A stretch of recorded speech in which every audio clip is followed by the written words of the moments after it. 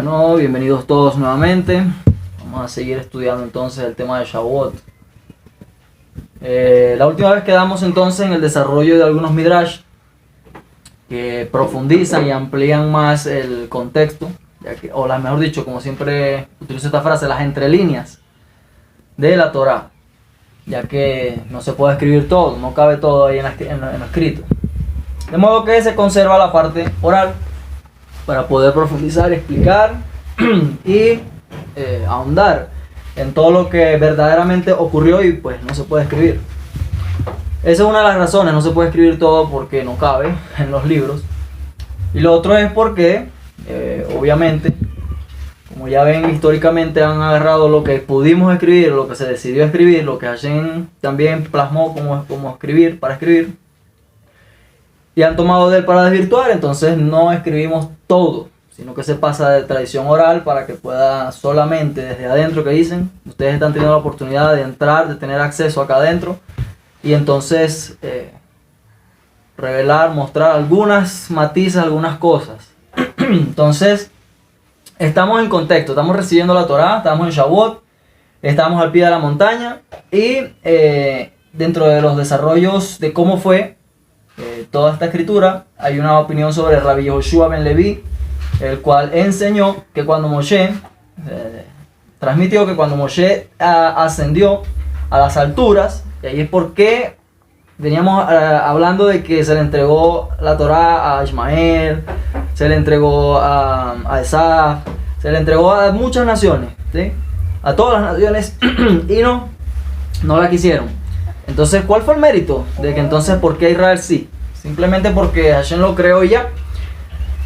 Hemos visto que Akadosh Baruj Hu ha creado todo un sistema de méritos donde cada uno de nosotros debe esforzarse para merecer, para recibir, para ser parte de, ya que es necesario que nosotros demos un paso para recibir, en este caso, y avanzar y crecer y tener, en este caso, las bendiciones de Akadosh Baruj Hu, tener la Torah, tener misbot, tener recompensa. Entonces, ¿qué fue lo que hicieron? ¿Qué fue lo que hizo el pueblo? Y en una oportunidad les he explicado qué fue lo que hicieron, qué se le pidió específicamente a ellos en comparación con las demás naciones.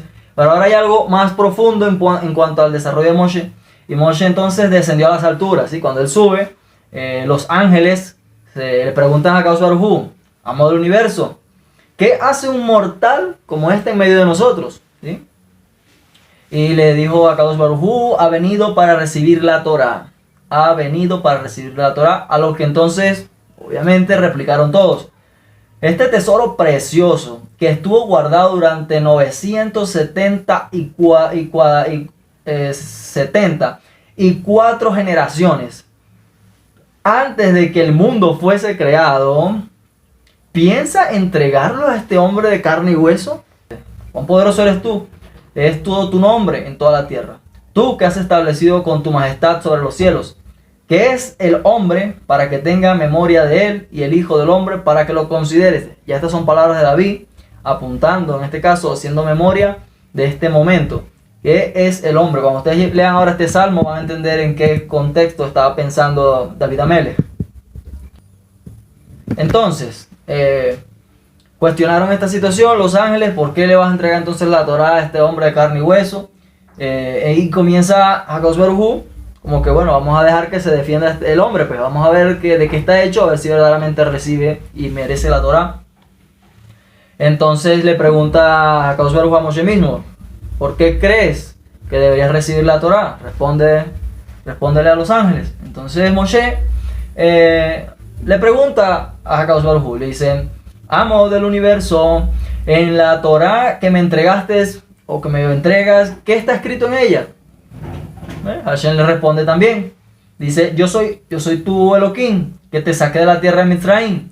Entonces Moshe se dirigió a los ángeles y les preguntó, ¿acaso vosotros habéis descendido de Egipto? ¿Habéis sido esclavos de Faraón?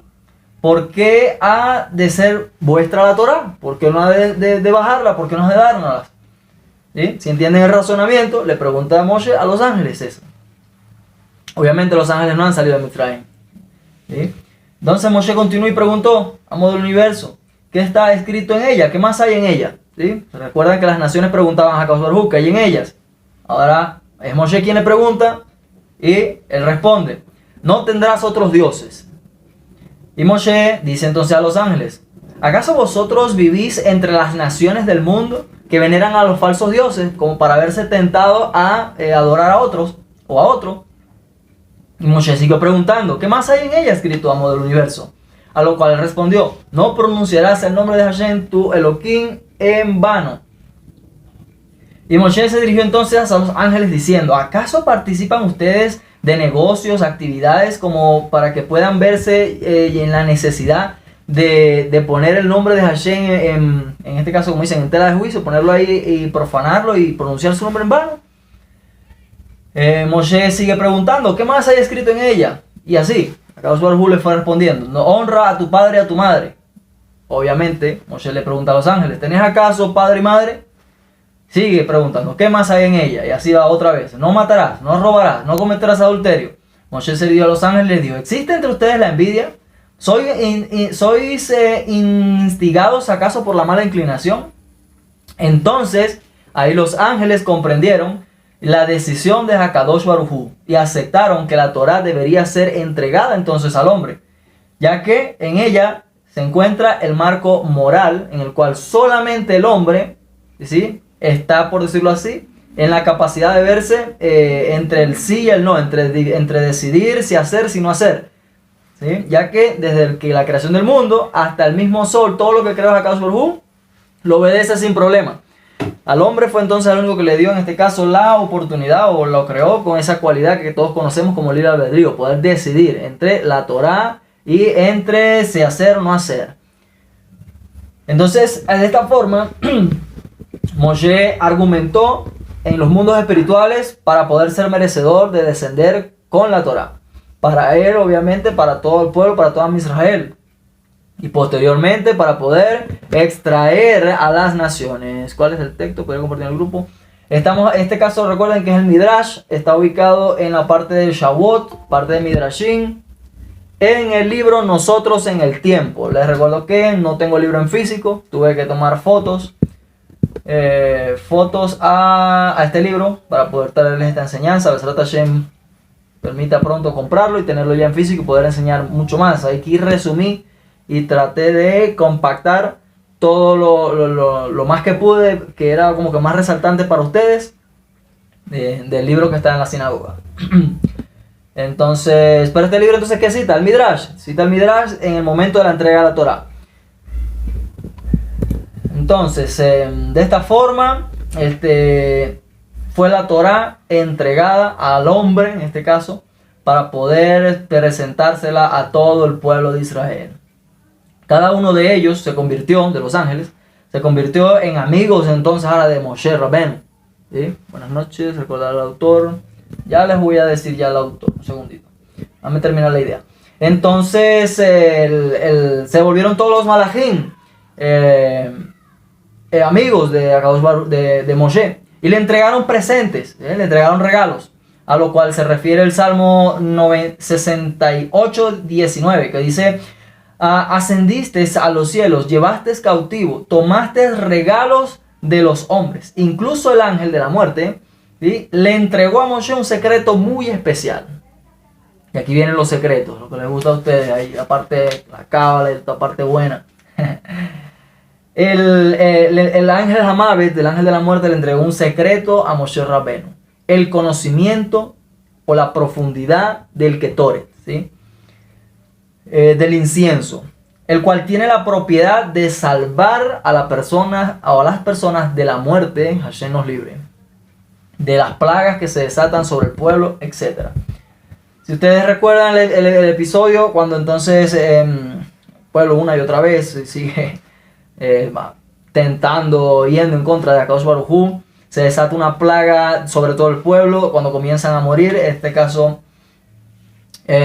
Moshe revela el secreto y le dice a Aarón: corre, apresúrate, trae los incensarios, ¿sí?, quema el Ketoret, hace el incienso. Y en el momento que Aarón prendió el Ketoret, cesó la plaga, ¿sí?, como consecuencia de que el ángel Hamavet le reveló a Moshe Rabbeinu ese gran secreto contra el peligro, contra la muerte también. Entonces, ustedes preguntarán, ¿y cómo es el Ketoret? Imagino van a preguntar, ¿y cómo hago yo eso? ¿Cuál es el versículo de la Torá? Bueno, ya lo vamos a mostrar todo. Voy a aprovechar aquí entonces de darles todas las preguntas que me están diciendo. Aquí un segundito, ya lo voy a buscar. Entonces, tenemos texto, podría compartir. Bueno, el texto que le acabo de mencionar del Midrash está en el Midrash Rabbah de la entrega de la Torá. Usted puede buscar de repente en Sefaria. Pasa que Sefaria está solo hebreo e inglés, pero puede traducir con Google al español. No es el nombre del autor, entonces tenemos el autor, nosotros en el tiempo, Eliyahu Kitov. En este caso, en el tomo 1, él empieza desde Tisri, Heshvan, Kislev, Tevet, Shevat, Adar. ¿Sí? Después viene el tomo 2 y sigue con las fiestas. Nosotros en el tiempo va describiendo todas las situaciones que van desarrollándose como pueblo, como convocatorias, como fiestas, y las va desarrollando por mes, todo lo que hay en ella y todo el contenido. Trae muchas fuentes halágicas, Midrash, Gemara, trae bastante contenido, es muy bueno ese libro. O sea, nosotros en el tiempo de Eliyahu Kitov. Esto está en... Tenemos números 16. Esto está todo relacionado con la parte de Cora, ¿sí? Cuando se reveló, toda la situación empieza, se los traga la tierra, comienza todo lo que es la plaga. Y porque se revelan otros más, dicen, oye, que no es suficiente, ¿qué tal? Entonces vamos a morir todos y siguen el pueblo, en este caso, muchos de los Amarets ignorantes que salieron con el pueblo a seguir protestando y seguir renegando de toda la Torah y todo lo que Akadosh Baruj Hu haciendo, y se desata una plaga, y ahí es necesario entonces la situación del Ketoret y encender el Ketoret, el fuego en este caso. Entonces seguimos acá. Tenemos entonces fue necesario que todo esto se ocurriera, ¿sí? para poder defender en este caso y tener el mérito aún más grande de la Torah. Y ahí es donde vamos a entrar en profundidad nosotros, ¿sí? Tenemos entonces la entrega de la Torah, vamos a madrugar, vamos a estudiar Torah, van a hacer todos los lineamientos que les dije. Baruch Hashem, hay unos que ya están encontrando el Tikkun disponible, otros los están armando, ya les pasé material, responsabilidad de todos, poner de su parte para ayudar en este caso a los otros, si se puede armar todo un documento, Baruch Hashem, para que lo tengan. Pero todo eso es la parte como que simple, física, ¿no? La que vamos a hacer. Pero ¿qué hay más allá? ¿Qué hay de hacer todo eso y qué hay posterior al día siguiente? Bueno, el día siguiente sería segundo día de Yom Tov, segundo día de Shavuot. Al tercer día, después que se acabó la fiesta, ¿qué? Y es donde viene la profundidad. Moshe Rabenu ascendió a los cielos, enfrentó en este caso el argumento de los Malachim. A Kadosh Baruj Hu le dio la oportunidad de decir, ok, defiende, ¿por qué mereces la Torah? ¿Por qué merecen la Torah? Y argumentó todo lo que acabamos de decir, ¿sí? Y entonces baja y entrega la Torah. Ahora, ¿qué pasa con toda esa Torah? ¿Cuál fue el argumento? El argumento es que los Malachim no pueden honrar a madre y padre porque no tienen madre y padre. No están en un entorno laboral, no están en un entorno de repente de estudio, un entorno secular, donde ponen a prueba cada una de sus midot y de esa forma no mentir, no robar, no blasfemar, no hacer toda esa situación. Todos esos argumentos fueron los que le dieron el mérito a Moshe Rabbeinu de que él descendiera a la Torah al pueblo y se la entregara. Nosotros, posterior a Shavuot, después de celebrarlo y lo bonito que siempre va a ser la fiesta, si no ponemos empeño, ¿sí?, en seguir estudiándola, en profundizar, porque sin estudio no hay comprensión de qué es lo que tengo que hacer y cómo lo tengo que hacer. Entonces, de nada sirvió el Shavuot. Incluso de nada sirvió los 49 días del hombre. Y de nada sirvió haber salido de Mitzrayim. Y de nada sirvió Pesach, ¿sí? Entonces, como siempre les he dicho, todo es en pro de que cambie cada uno de nosotros su manera de hablar, de pensar, de vestir. Cada año tras año podamos nosotros ir moldeándonos, podamos ir nosotros trabajando en cada uno de nosotros para que toda la fiesta, para que toda la enseñanza, para que todo lo que estudiamos no sea un audio que quedó colgado en YouTube, sino que sea parte o que sea nuestra vida. Ramban explica en el primer tomo, Yad HaZaká, empieza a escribir bastantes leyes básicas sobre la creación, empieza en este caso con lo que es la emulación, que es Hashem, es uno, toda la situación, y desarrolla un concepto bastante interesante cuando se toca en la Torah que dice sobre andar en los caminos de Hashem. ¿Sí? ¿Y qué es andar en los caminos de Hashem? Es emular todas sus cualidades. Pero ¿cómo podemos emular sus cualidades si no las estudiamos? ¿Cómo podemos emular sus cualidades si las estudiamos y solo queda ahí, en la diapositiva, en el YouTube o apuntado en el cuaderno si lo hacemos? Es necesario que nosotros adquiramos. Sí, Johanan está comentando que en YouTube también está el libro de Orhot Saikin que lo estamos grabando. Ahí podemos trabajar nuestras midot, el orgullo, el amor, la paciencia, el robo, todo lo que nos constituye como seres humanos, para trabajarlos, para moldearlos, para ponerlos al servicio del Creador. ¿Sí? Entonces, toda la Torah, todo lo que es Shavuot, todo esto es para hacerlo. ¿Sí? Tenemos para allá, pasada terminamos el libro de Vaikra, entonces teníamos Bejucotai. ¿Sí? Si andáis y comienza en mis estatutos, Bejucotai, son precisamente el Juk, los mandamientos que no tienen no tienen explicación. Y todos los comentaristas parten de que ciertamente está relacionado con el estudio. Sí. Está relacionado con el estudio. Pero la profundidad está en la puesta en práctica, porque posterior dice, y entonces si obedeces y guardas el mandamiento, mi estatuto, mi decreto, mi ley, que yo te ordeno, entonces, ¿sí? El producto o tu tierra dará su fruto, sí, podrás cosechar, podrás cegar, podrás. Entonces la pregunta es, ¿cómo es que yo?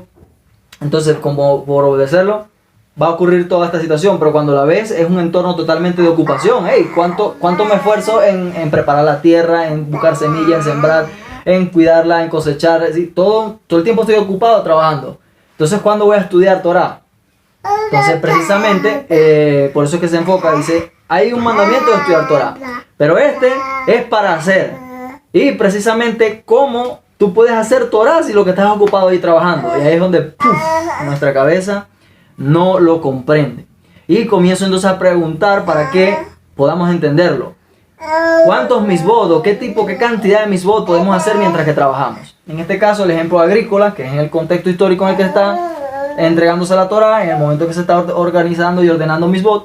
Y es que al trabajar la tierra, tienes que entonces no mezclar semillas, tienes que preparar la tierra. No tienes que ponerle bozal al animal que está trabajándote. No lo vas a mezclar un toro con un burro. No, sí, tienes que dejar las peot, las esquinas, para el pobre, para el huérfano. Si se te cae de lo que estás recogiendo en el camino, tienes que dejarlo. Entonces ahí es donde está la profundidad. Mira, cuando estamos trabajando, cuando estamos en familia, cuando estamos haciendo cualquier cosa secular, que nosotros decimos, allí es la esencia, ahí es la puesta en práctica. Ahí son las pasantías para nosotros hacer Torah, para que podamos vivir eso que estamos estudiando. Entonces, la espiritualidad, y siempre lo repetiré, este grupo, he hecho mucho énfasis desde el principio que comenzamos. La espiritualidad no es lo que todo el mundo enseña, ¿sí? Apartarse, meditar, orar, encerrarte en tu cuarto y lo oculto y la cosa y No. Eso es lo que te corresponde en tu intimidad, pero eso representa el 10%. El 90% es el examen, que es cuando sales al público, que es cuando sales y te enfrentas al entorno. Entonces allí es donde está la grandeza de la Torah. Ahí es donde tú observas los misbot. Ahí es donde tú haces que Shavuot no sea una madrugada, sino que puedas tener todos los méritos que necesitas para que esa madrugada cree el defensor, como decíamos al inicio, que te va a cuidar todo este año. ¿Sí? Hashem te va a asignar un defensor por guardar Shavuot, por madrugar estudiando Torah y haciendo todo en honor al cielo, en temor al cielo. Entonces, eso es Shavuot. ¿Sí? No es el momento, sí lo es, pero no es el todo. El momento bonito donde nos vamos a reunir para rezar, para estudiar esa Torah, todo eso. Es lo que hay después, como la mayoría de las fiestas, la esencia de la mayoría de las fiestas. ¿Qué hay después? Entonces, la Torah fue entregada entonces en público, ¿sí? En un lugar sin dueño. Esta parte es bastante conocida. Ya, un segundo. Hijo, estamos estudiando Torah, mira, ve. Están viendo, ve. Ajá. Fue entregada en el desierto, en un lugar sin dueño, pues de haber sido entregada en la tierra de Israel, se podría pensar que perdón, las naciones del mundo no tienen parte de ella, solamente es exclusiva para la tierra de Israel, ¿sí? Para el pueblo.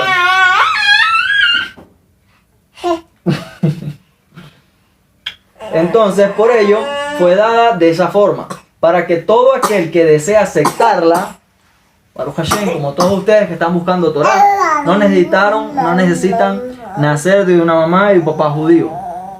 Toda persona que desea la Torah y desea aceptarla y se debe sentir libre de hacerlo. Está en todo su derecho. ¿De qué? De sentarse a la mesa y de comer del banquete. Así es. Pero solamente tiene el derecho de hacerlo,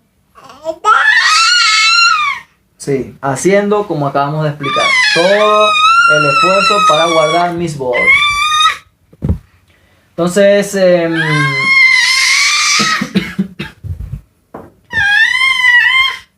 dice, alternativamente la Torah no fue entregada en la tierra de Israel a fin de evitar varias cosas. Sigue profundizando y sigue puntualizando. Las naciones pudieran alegar, las naciones pueden alegar, puesto que fue dada en su tierra, por eso fue que no la recibimos. Por eso no la recibimos, porque fue entregada en su tierra. Por eso se entregó en un desierto. El pueblo de Israel que no diga entonces a las naciones, vosotros no tenéis parte en ella. ¿Sí?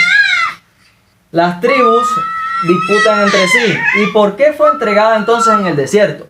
Así como el desierto carece de todo tipo de delicias, de igual manera las palabras de la Torá solo penetran y se preservan en aquel que se abstiene ¿de qué? De todos los placeres mundanos. ¿Sí? Quien le da rienda suelta a todas sus pasiones. La Torá se siembra, la Torá se penetra, internaliza en las personas que anulan en este caso todo ese placer, toda esa humanidad. Es difícil decirle a la gente, mira, acepta la Torah, y como le dijeron a las demás naciones a Hashem, ¿y qué hay en ella? Bueno, no sé, deja de salir, que dicen por ahí, de rumbear, de salir los fines de semana, y apártate para Hashem. ¿Y qué van a decir las personas? Oye, no, pero ¿qué? Si eso es lo que... qué sé yo, apártate de la mentira, apártate de estar hablando mal de los demás. ¿Qué intención hay de estar hablando de las personas? No, pero es que el chisme que dicen por ahí es bueno, no me gusta, pero entretiene. Entonces, todo un tipo de cualidades y de cosas que están allí para trabajarlas muchas veces, y dije hacia afuera para no personalizar, pero verdaderamente nosotros, personalmente nosotros, muchas veces nos cuesta renunciar a este tipo de situaciones, a este tipo de sentimientos, a este tipo de vicios, a este tipo de cosas que están sembradas ahí en nuestra humanidad. Pero solamente la Torá lo puede sacar, lo puede moldear si nosotros lo decidimos. Si nosotros trabajamos en cada uno de nuestros midot, ¿para qué? Para que penetre esa Torá. Entonces, tenemos otra parte que habla sobre los 10 mandamientos, Aseret Hadibrot. Entonces, entregados en que en el monte Sinaí se corresponde a las 10 declaraciones. Un segundo. Esto corresponde a las 10 declaraciones. Ya hasta esta parte terminaremos los midrashim, el propósito de recibir la Torá, el trabajo y el esfuerzo que debemos hacer para que penetre en nosotros. Y solamente queda de nuestra parte, solo queda de nuestra parte poder en este caso avanzar y seguir creciendo, si la ponemos por obra. Vamos a empezar entonces con la parte de las primicias. ¿Hasta aquí alguna duda? Esto es más que todo parte histórica, musar, reflexión, introspección. Entonces, seguimos acá. Tenemos la sección de las primicias. Entonces desarrolla todo este contexto histórico. Dice, vamos, aquí en esta parte dice, en la época de los bikurim, de las primicias, en la cual antaño, de las épocas del Gran Templo, todo el pueblo traía el primer producto de su campo y de su huerto a Jerusalén. Ese es el principio. Hoy vamos a entender algo bastante curioso sobre primicias y voy a aprovechar de tocar por encimita la situación del diezmo. Entonces se traía a Jerusalén y comenzaba a partir de la festividad de Shavuot. ¿Sí? En la Torá lo vemos expresado en Éxodo 23:16. Dice, se refiere entonces a Shavuot como la festividad de la cosecha. Al finalizar el año, cuando hayas recogido tu labor del campo, y continúa todo el capítulo, en ese caso, o el libro, mejor dicho, de Éxodo, esa parte del 23 y el 34, dice, sobre los frutos más selectos de tu tierra, traerás a la casa de Hashem. Cuando el pueblo de Israel ascendía entonces a Jerusalén para celebrar la fiesta de Shavuot, traía consigo estos bikurim.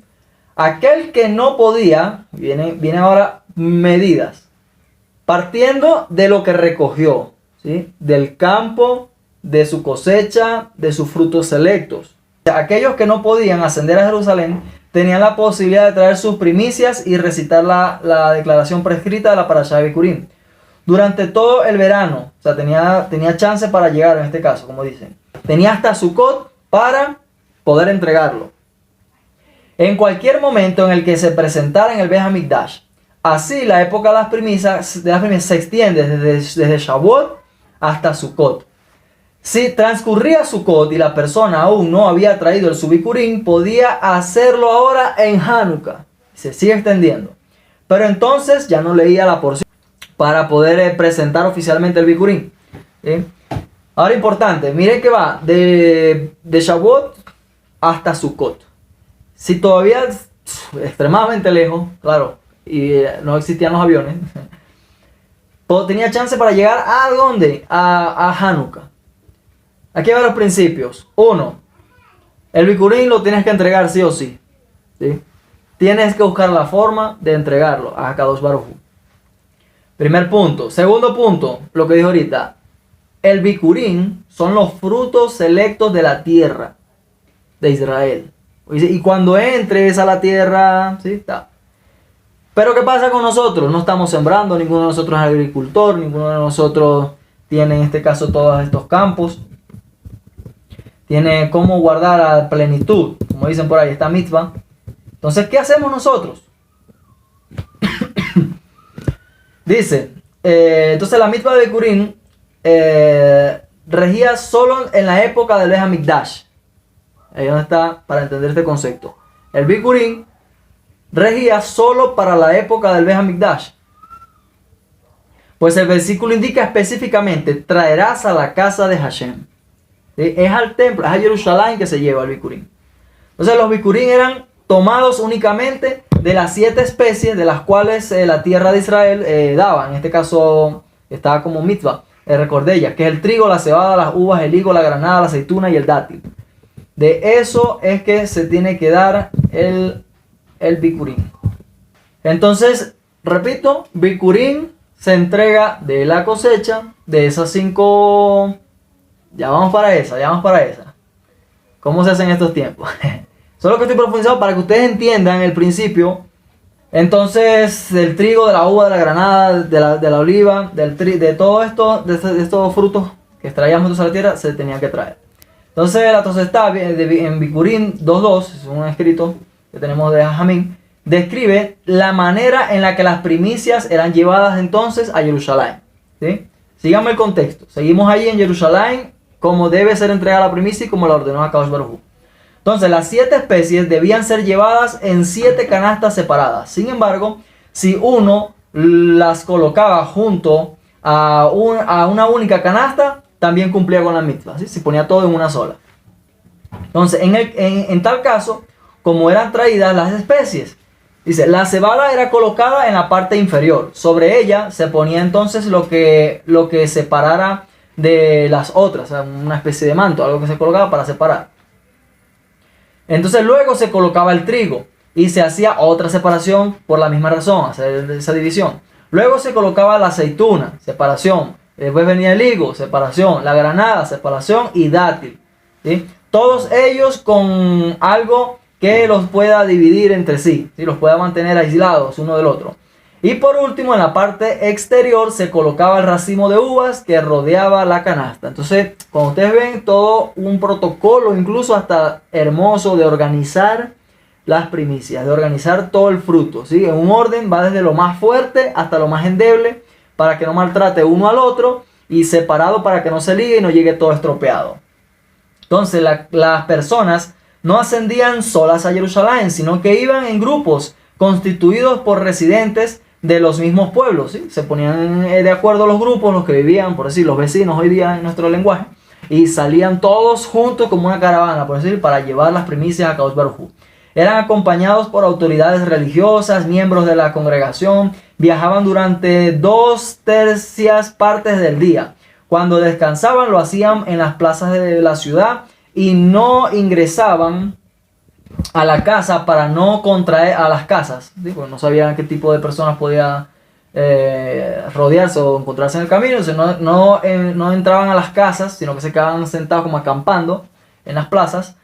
¿Para qué? Para no contraer impurezas, para guardar la preciosa mitzvah de llevar los bikurim. Entonces, por estar en un lugar cubierto, donde pudiera haber de repente cadáveres y ese tipo de cosas, cualquier posibilidad que pueda contaminar mi sacrificio, mi ofrenda, no me arriesgo. Entonces se acampaban. Esta ofrenda de bikurim iba acompañada de ofrendas de los holocaustos y de shelamim, de las paces, de paz. Entonces los bikurim no podían ser consumidos por los israelitas comunes o los levitas, sino solo por el kohen, ¿sí? Se le llevaba entonces al sacerdote. Entonces la mitzvah de llevar el bikurim al Beit HaMikdash constituye un precepto que expresa un testimonio de gran relevancia. Al llevar sus primeros frutos al mismo lugar que Hashem escogió para morar allí, la persona muestra que es agradecida y no presuntuosa, que no ha olvidado sus raíces, que no ha olvidado de dónde ha venido y que solo depende de HaKadosh Baruj Hu, y que recuerda todo el bien y toda la bondad que Hashem le ha hecho para con él. Muestra que coloca a Hashem por encima de todo y que procura otorgar el honor y el respeto adecuado al Rey glorioso, el Santo bendito sea. Ahí es donde decimos, ok, si todas estas condiciones eran para el templo, idea de lo que sembrábamos y de la tierra, que hoy ninguno de nosotros hace nada de eso y no estamos en Jerusalén y no hay templo y no hay sacerdote, entonces ¿cómo guardo esa mitzvah? La respuesta es, no se guarda. Literalmente, de oraita, no es posible porque no tiene las condiciones, ¿sí? Tú me preguntas, ¿cómo haces entonces el bikurim? Pues ¿tienes tierras? No. Te pregunto yo a ti, ¿cómo tú quieres hacer el bikurim si no tienes tierra? Ahora vamos a decir que tienes tierra y siembras, pero no está el templo. ¿A quién se lo vas a llevar? ¿A qué templo vas a llevarlo? Ahora, ahí le quería decir y a tocar un poquito sobre el diezmo. Es bastante amplio esta situación. Pero el diezmo también es de lo que siembras y de tu ganado y de tu, ¿sí? y de tu campo. Tampoco es la misma condición. Y ahí es donde vengo a derrumbar un pequeño mito. Yo creo que ya ustedes no tienen esos mitos, pero lo voy a poner en la mesa. De una pequeña frase que dice la gente por ahí, Amaret, gente que no conoce Torah, que cree saber por qué lee las entre líneas, lo que no hay entre líneas, mejor dicho, que no sigue los mandamientos de hombre. Personas religiosas que dicen, no, yo no sigo mandamientos de hombre. ¿Como excusa para qué? Para no hacer misbot, para no obedecer al rey, para no guardar sus misbot. Lamentablemente. No lo puede maquillar como sea, pero ese es el fondo de todo. No guardo misbot de hombre. Pues déjeme decirle que los diezmos que el mundo entero y la generalidad conoce es de Rabanán, ¿sí? El diezmo que se conoce hoy. El dinero, en este caso el diezmo de dinero. HaKadosh Baruj Hu nunca pidió dinero, ¿sí? Sino todo lo que ya hablamos, tanto el bikurim como el diezmo está en el mismo principio. Entonces, como no podemos cumplir los ajamín que dijo, y es donde está esta preciosa deducción, ¿sí? Sobre por qué entrego el bikurim. Se llevan los frutos a donde Hashem lo escogió morar allí, porque la persona quiere mostrar agradecimiento, que no es presunciosa, que no ha olvidado sus raíces, que recuerda todo el bien y la bondad de HaKadosh Baruj Hu que realizó con ella, mientras que coloca por encima de todo esto, y que procura que otorgarle honor y respeto adecuado al Rey glorioso. Entonces la pregunta es, si no tengo nada de esto, ¿qué? No honro a Hashem, no lo bendigo, no le demuestro mi gratitud, eso también quedó anulado. Entonces ahí es donde dice, no, vamos entonces a practicar, ¿sí? Vamos a buscar una alternativa para que nosotros podamos seguir agradeciendo a HaKadosh Baruj Hu, podamos seguir demostrándole que dependemos de él, que podemos recordar de dónde nos sacó, a dónde nos ha traído, toda la prosperidad que nos ha dado, la familia que tenemos, la parnasá que tenemos y todo lo que tenemos. Entonces, ¿qué pasa? Como hoy algo equivalente a la siembra y todo eso es que percibimos recursos, dinero, manutención, ¿sí? Entonces vamos a entregarlo de eso. Pero entiéndalo, cuando lo hace, es una mitzvah de Rabanán. ¿Para qué? Para que no se olvide la de Oraita, esperando que Hakadosh Baruj Hu o nosotros corrijamos y lleguemos al punto de merecer estar nuevamente en nuestra tierra plena como un templo y llegue Mashiach y podamos darle la que él textualmente nos pidió. En este caso, ¿para qué? Para manutención de todo el sacerdocio. Pero como no está nada de eso y nosotros tenemos que seguir haciendo nuestro tikkun, entonces con lo que tenemos damos diezmo y con lo que tenemos hacemos bikurim, ¿sí? Esa es la respuesta. No lo estamos haciendo de oraita, lo estamos haciendo de rabanán, porque no tenemos las condiciones para cumplirlo, no porque no queramos, sino como consecuencia de nuestras averot, no estamos en nuestra tierra, no estamos con todo el sistema de templo, no tenemos sacerdote, no hay nada establecido como lo estableció la Torá. Entonces, toca hacerlo así. Por eso lo hacemos. Entonces, claro, ¿qué cambia aquí? Usted lo sigue haciendo. Y lo va a seguir haciendo si lo hace. ¿Qué cambia? Es que entienda el concepto. Que lo está haciendo, ¿sí? Ahora a un nivel, y es donde viene la profundidad. Entre comillas, un nivel ahora más elevado. ¿Por qué? Porque es decirle a Hashem, no tengo las condiciones que me pediste que lo hiciera. Pero aún así lo hago. Y lo hago con mi dinero, lo hago con mi parnasa. Aquí preguntan. Bikurim es anual. Como vemos acá de Oraita, sí, es anual. Y tenemos Shavuot para entregarlo. Si no se organizó, si no pudo tener una logística para entregar un Bikurim, entonces, bueno, puede extenderse en este caso hasta Sukkot. Pero recuerden, esto era porque eran siembras. Hoy no estamos hablando de siembras, hoy no deberíamos tener esos contratiempos. Y si todavía no llega a Sukkot, tiene hasta Hanukkah para entregarlo. El diezmo debe ser anual, el diezmo debe ser aquí de Oraita, repito, de Oraita. Ok, pero Bikurim es anual. Entonces el diezmo y el dinero debe ser anual, es mi pregunta. Entonces repito, como no estamos limitados por las siembras, que eran anuales, todo ese tipo de cosas cambia. Si usted cobra semanal, es como si recogiera la siembra semanal. Si lo hace quincenal, si lo hace mensual, si lo hace trimestral, de la misma forma. Si le pagan al año las utilidades que dicen, todo ese tipo de cosas, usted está recibiendo y cosechando de parte de Hashem. Todo de manera simbólica, es lo único que quiero que entiendan como concepto. Es simbólico porque no tengo la tierra y no estoy en Israel y no hay templo. Entonces, como esa parte, entre comillas, no está, lo hacemos como principio para obedecer, agradar, honrar a nuestro Creador, pero al mismo tiempo no lo limitamos a las condiciones que de Oraita, porque si no lo estamos entregando de Oraita, entonces ¿por qué lo limitaría de Oraita? Si, repito, cobro quincenal, Hasaku Baruj, Hashem me está dando quincenal, yo quincenal puedo diezmar. Si lo hace por al mensual, que sea mensual. Otra pregunta que pudiera salir acá a colación, no lo han hecho. Entonces, ¿cuánto es? Porque el diezmo es obvio, es el 10% de todo lo que tengo. Entonces, ¿cuánto es el Bikurim? Hay varias posiciones en cuanto al Bikurim, ya que no tiene un monto, no tiene una tasa para calcular, ¿sí? Sino que, ¿qué era? Lo primero que salía del fruto. Todas entonces son válidas, no hay una fórmula correcta. Por decir, no, ¿qué es esta? Todas son válidas. Si usted quiere agarrar en este caso una primera parte de un primer trabajo, ¿sí? Usted lo puede hacer. ¿Y por qué primera parte y no primer sueldo? Y esto lo discutí en una oportunidad con el rabino. Dice, mira, Akadosh Baruj Hu te ve en una condición de desempleado. No tienes para proveer a tu familia, no tienes para proveer. Entonces, él te otorga la parnasa y te otorga el trabajo. Entonces, después que no tenías nada para ofrecer a tu familia y todas esas cosas, tienes el trabajo y tu primer sueldo se lo vas a entregar a él. Entonces, dice, hey, te estoy dando para que te mantengas, ¿sí? Porque está cubriendo tus necesidades. Así como nos entregaba toda la siembra, era que lo primero que salía. Y hay muchos cálculos que van desde un cuarto, de un sexto, una sexta parte, apenas, no llega ni a la décima, ¿sí? Hay quienes han establecido, no, la parte óptima es en el 5%. Todas son cálculos, ¿sí? Hasta ahorita no he llegado a estos tomos de Gemara donde detalla a profundidad. Besrat Hashem el próximo año tenga mejor detalle cómo calcular según la Gemara de forma más efectiva. Pero con esto lo quiero decir, no se pongan limitaciones. No es toda su parnasá la que va a entregar a Akadosh Baruj Hu. Es una parte de ella. Es simbólica, puede ser un cuarto, 5, sexto por ciento de su producción. En el caso de un empresario que pudo sacar sus primeros productos a la venta, eso es lo mismo que estoy diciendo, ¿sí? No puede entregarlo todo porque entonces, sí, ¿cómo vas a producir otra vez? ¿Y dónde está la parnasá? ¿Y dónde está la reinversión? ¿Y dónde está? ¿Sí?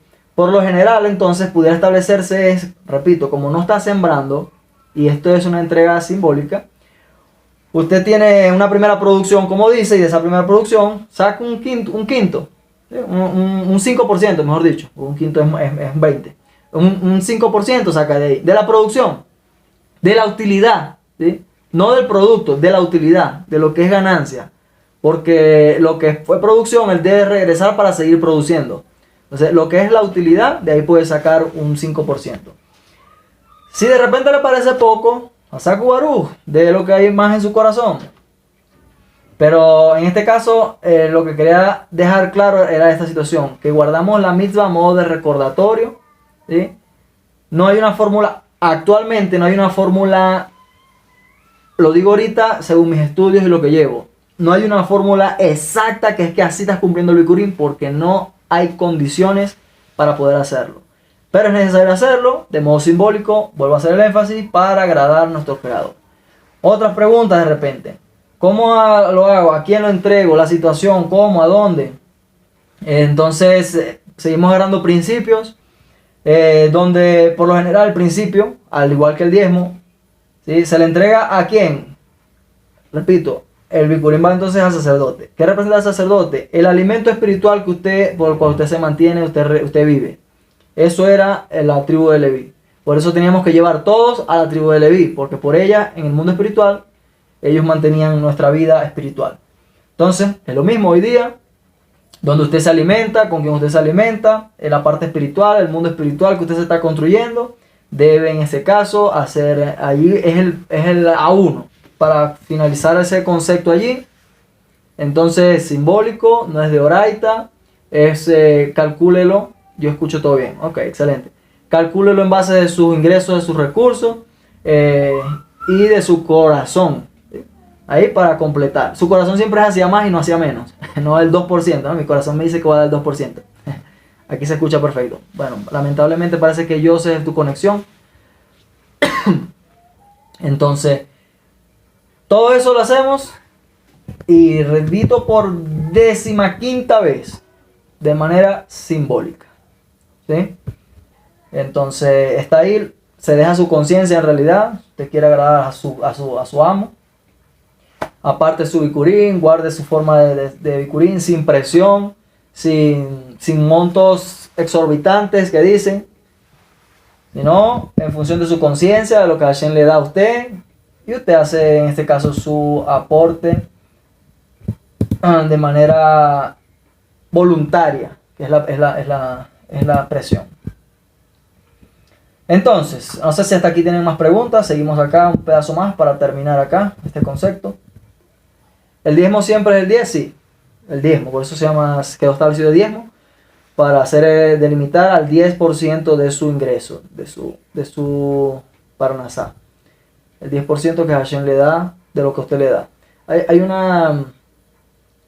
No, debe ser el 10%. Si va a dar más, sea en concepto de sedacá, ¿sí? Ahí es donde también viene ese tipo de derrumbes, de buenas intenciones. No, es que yo le quiero dar más a Hashem.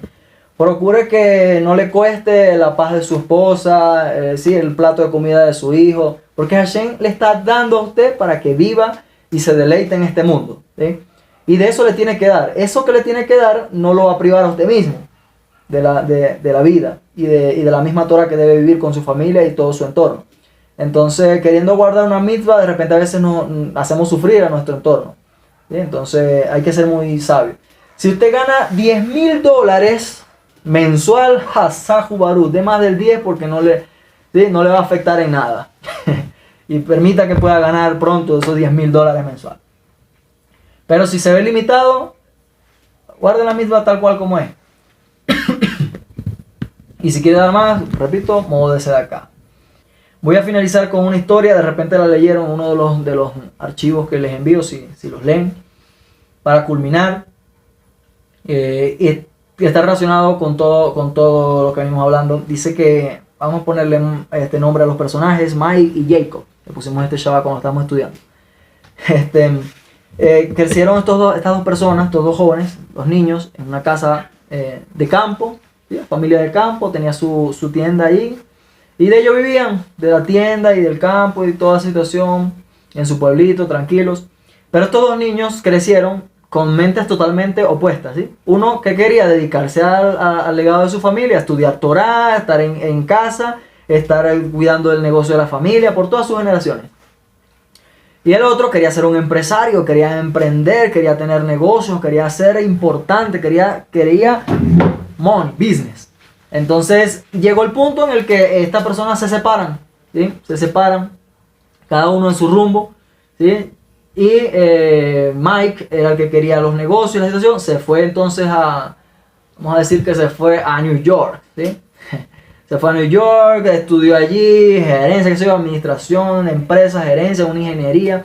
Y se hizo famoso, empezó a tener empresas, a tener éxito, a alcanzar todos sus sueños, ¿sí? Al punto que entonces, puff, como dicen, se le fue la fama a la cabeza. Se volvió alguien bastante importante. Mientras que el otro, Jacob, se quedó en casa, cuidando de su familia, del negocio familiar, toda la situación. Y mientras que pasaron los años, uno iba en ascenso económicamente y el otro iba en debacle. El pueblo se puso difícil, las siembras, las lluvias, toda la situación. Estaba endeudada ya prácticamente la tienda familiar. Ya no había como que mucho que hacer allí, y a lo cual él se resigna y siente que se equivocó y debió emprender como su hermano.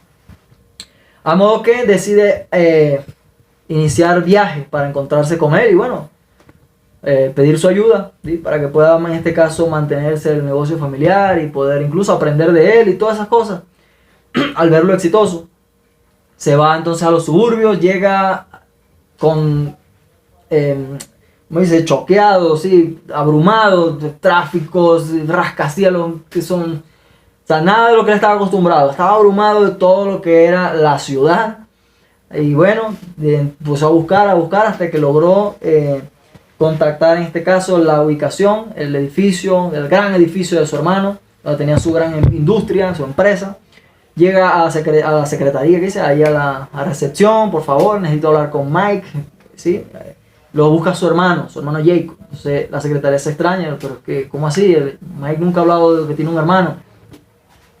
Entonces él insiste y bueno, ella va a buscar al dueño, hablar con el gran Mike y a decirle pues que su hermano ya, alguien dice que es su hermano y lo está buscando. Ella fue, esta persona se tardó la vida entera, dice. Jacob estaba impaciente, o sea, les parecía que pasaban años hasta que por fin a lo lejos vio venir a la secretaria, a la cual él corrió, le llega, ¿qué pasó? Mi hermano está disponible. Y ella con cara de desaprobación le dice, mira, él dice que no, Mike dice que no tiene hermanos, ¿sí? Usted está equivocado, está confundido, usted está buscando a la persona equivocada. Entonces, no, pero ¿cómo? Sí, es mi hermano. No, señor, por favor, retírese de las instalaciones. El gerente no tiene hermanos, no quiere hablar con usted, no le interesa hablar con nadie porque dice que no tiene hermanos. X, el hermano se devuelve, cabizbajo, frustrado, ahora más frustración. No entiende, o sea, ¿qué pasó aquí? Llega a su pueblo. Pasan los años. Mike se encuentra con la noticia. Le llega la noticia de que su papá está en cuidados intensivos. Este hombre, con toda la plata que tiene, con todo el dinero que tiene, toma un vuelo lo más rápido posible. Llega al centro de cuidados intensivos. Por fin, casi que...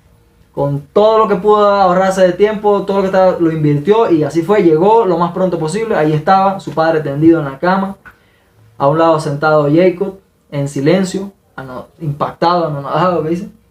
A lo cual entonces Mike llega, papá, pregunta, lo trata de hablar, aquí estoy, soy yo, tu hijo, perdón, me ausenté tanto tiempo, empezó a reflexionar un poco allí. Aquí estoy, soy yo, tu hijo, y el papá estaba con la mirada ida, ya no podía prácticamente hablar, mover, nada, estaba ido, a lo cual el hijo estaba sufriendo, o sea, imagino, reflexionando todo lo que ha pasado y tiene que llegar a ese momento. Y su padre no le responde, lo ignora, no sé qué pasa, no sabe, no entiende. Jacob solamente observa en silencio, tampoco entiende qué está pasando allí. Y de repente entonces él sigue insistiendo, a lo que el papá le toma por la mano, de la nada, de repente allí está, reacciona, le toma de la mano, lo mira fijamente a los ojos y le dice, si Jacob no es tu hermano, yo no soy tu padre. ¿Sí?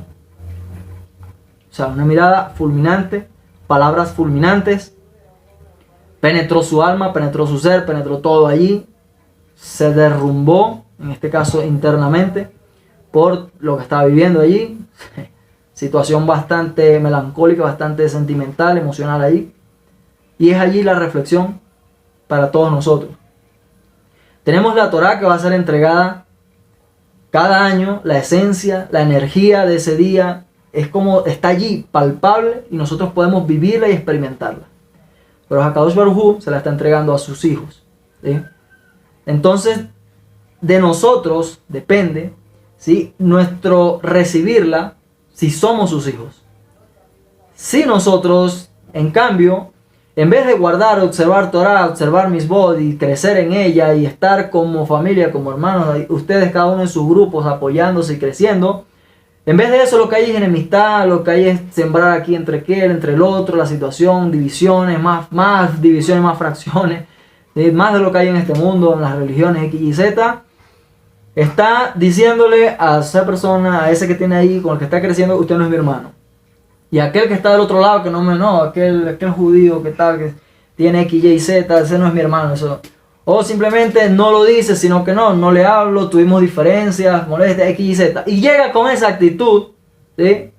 Llega con esa actitud a recibir la Torá, sépalo, que posiblemente no le entreguen nada, ¿sí? Es necesario que trabajemos en nuestro corazón, que trabajemos en nuestro entorno y que sigamos construyendo. Este mundo no va a cambiar si siguen, por decir, haciendo la misma fórmula. Hacemos grupos, aprendemos, nos reunimos, pasa el tiempo, a alguien se le sube la fama a la cabeza, se quiebra y crea un subgrupo y de este sale otro y todo el tiempo sigue repitiéndose la historia. No hay Torah allí, ¿sí? Y eso pasa en todos lados. Eso pasa en toda la religión, eso pasa en todos lados. Lamentablemente, aún dentro del pueblo, de nuestro pueblo, tenemos divisiones y es a lo que nosotros tenemos que apuntar. Basta de seguir con esa inmadurez, con esa falta de profundidad, de entender qué es la Torah, qué es la unidad, qué es decir, Shema Israel, Hashem Elokeinu, Hashem Echad. ¿Sí? Basta de seguir nuestras pasiones, nuestros impulsos, pero tener una banderita de Israel, tener una banderita de la Torah y danzar con un sefer en mi mano y Shavuot y madrugar, pero entonces salgo y sigo enemistado con el otro, sigo enemistado con aquel, no me parece como piensa el otro, no me parece este rabino, no me parece aquel maestro, no me parece aquel fulano, este es judío, este no es judío, este es XYZ, ¿sí? No hacemos absolutamente nada, sino actitudes lamentablemente que no agradan y que más que traer bendición, lo que sigue trayendo para nosotros es juicio por nuestro comportamiento, ¿sí? Lamentablemente, el ser humano, por eso sí, aprende con los golpes. Que podamos en este punto de nuestra vida ya dejar de golpearnos una y otra vez con la misma piedra, sino empezar a hacer y a obedecer los mandamientos, ya que para ello fue que se nos entregó, para hacer y obedecer. Entonces, lo dejo hasta aquí. Aprovechen el tiempo en familia, aprovechen sus hijos, aprovechen sus padres, aprovechen lo que tienen, dejen de estar buscando división. Si ustedes cargan y abrazan la Torá, entonces demuéstrele a esa persona que está en amistad con usted que usted tiene la Torá. Y eso no lo hace humillándose a sí mismo, pero lo hace sí bajándole a su orgullo, ya dejando de buscar problemas, ya tanta desunión, tanta cosa. Reflexione, tráigalo a la Torá, enséñale la Torá con su vida, no leyéndole un pasaje, con su vida. Que esa Torá que recibe en Shavuot es lo que usted vive.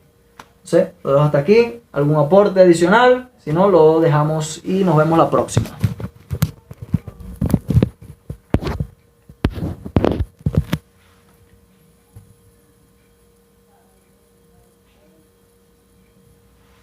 Excelente, excelente, gracias, extraordinario. Toda Rabá. Baruch Hashem. Que cada mitzvah que cumplamos, que cada estudio, que todo sea siempre en pro de crecer y de ser un mejor Carlos, una mejor Sinja, un mejor Joseph, un mejor Emmanuel, un mejor... ¿Quién más está por ahí? Bueno, los que no se conectaron, que escuchen.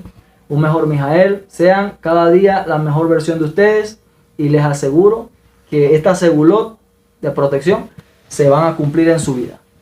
Entonces, hasta la próxima.